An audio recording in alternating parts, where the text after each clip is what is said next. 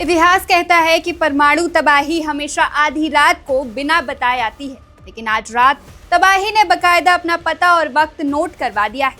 जरा सोचिए, ईरान के रेगिस्तान में घूमते वो हजारों सेंट्रीफ्यूज जो सालों से धीरे धीरे यूरेनियम को सुलगते हुए बारूद में बदल रहे थे, आज उनके ऊपर से वो आखिरी पर्दा हट चुका है जिसने उन्हें बांध रखा था। नमस्कार, मैं हूं संध्या और आप देख रहे हैं वन इंडिया हिंदी। ईरान ने दुनिया को अब तक की सबसे सीधी और सबसे खौफनाक परमाणु चेतावनी दे दी।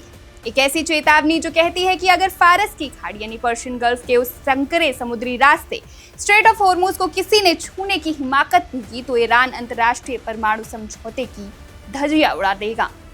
कानूनी तौर पर खुलेआम और सिर्फ चंद हफ्तों के भीतर वो दुनिया का नया परमाणु संपन्न देश बन जाएगा।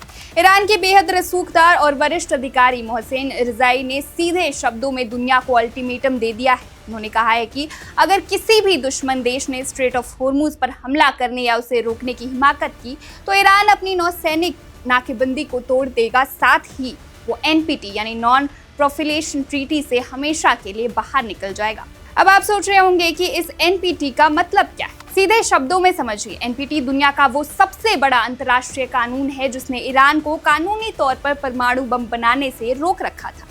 ईरान इस संधि का हिस्सा था, इसलिए उस पर पाबंदियां थी, चेकिंग होती थी, लेकिन अब तेहरान ने इसी समझौते को अपनी आखिरी ढाल और दुनिया के खिलाफ सबसे बड़ा हथियार बना लिया है। ईरान कह रहा है अगर हमें छेड़ा तो हम सारे नियम कानून तोड़कर परमाणु बम बना लेंगे। लेकिन जो ईरान कल तक परमाणु बम ना बनाने की कसम खाता था वो आज इतना आक्रामक क्यों हो गया है? आज रात ये चेतावनी इतनी गंभीर क्यों मानी जा रही है? इसका जवाब छुपा है ईरान के सत्ता के गलियारों में। आपको समझना होगा कि अयातुल्ला अली खामनाई की मौत के बाद ईरान में क्या बदल गया है। दशकों तक दुनिया ईरान पर भरोसा करे ना करे, लेकिन एक चीज की गारंटी थी और वो था अयातुल्ला खामनाई का धार्मिक फतवा। खामनाई ने एक फतवा जारी किया था कि इस्लामी कानून के तहत परमाणु हथियार बनाना हराम है, पाप है। जब भी संयुक्त राष्ट्र यानी कि यूएन या अमेरिका ईरान पर दबाव बनाता, तेहरान इसी फतवे को आगे कर देता था। लेकिन अब अयातुल्ला खामनाई इस दुनिया में नहीं रहे। उनके जाने के साथ ही वो धार्मिक फतवा और पुराना संयम भी दफन हो चुका है। अब ईरान की रणनीतिक दिशा संभाल रहे हैं उनके बेटे मोज्तबा खामनेई, और मोज्तबा अपने पिता की तरह नरमी बरतने के मूड में बिल्कुल नहीं है। मोज्तबा खामनेई का रुख बिल्कुल साफ और कड़ा है। सूत्रों के मुताबिक पिछले दिनों जो भी परमाणु वार्ताएं टूटी है उसकी सबसे बड़ी वजह मोज्तबा ही है। उन्होंने साफ कह दिया है कि ईरान ने सालों की मेहनत से जो एनरिच्ड यूरेनियम तैयार किया है उसे ईरान न तो किसी देश को सौंपेगा, न देश से बाहर भेजेगा और ना ही उसे डाइल्यूट करेगा। पश्चिमी देश चाहते थे कि ईरान अपना यूरेनियम सरेंडर कर दे, लेकिन मोज्तबा ने कह दिया है कि ये यूरेनियम कोई सौदेबाजी की चीज नहीं, ये हमारी राष्ट्रीय संपत्ति है, हमारी आन बान और शान। एक्सपर्ट्स मान रहे हैं कि ये दूरी अब महज कुछ हफ्तों की रह गई है। ईरान के पास सेंट्रीफ्यूज तैयार है, यूरेनियम तैयार है, बस बटन दबाने की कसर है।